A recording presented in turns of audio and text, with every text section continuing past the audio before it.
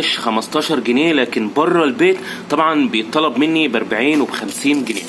هنجيب بقى ظرف نسكافيه زي ما انتوا شايفينه ده. بعد كده هنجيب كنكه صغيره او كوبايه عندنا تكون صغيره، وهنفتح كيس النسكافيه وهنفضيه في الكراف بتاعنا. بعد كده هناخد الكراف وهنروح علشان نحط فيه ميه سخنه. دي يعني يعتبر قهوه سريعه الذوبان. المفروض ما بيتحطش نسكافيه على الموكا، المفروض بيتحط اسبريسو. اسبريسو ده نوع قهوه معين بيتحط على الموكا، وبنستخدمه للكابتشينو والكافيه لاتيه والحاجات دي كلها.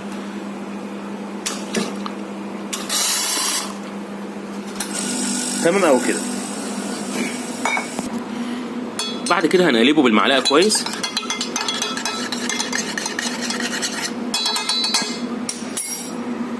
بعد كده نسيبها على جنب شويه ونروح بقى للفوم، وهنجيب الفوم بتاعنا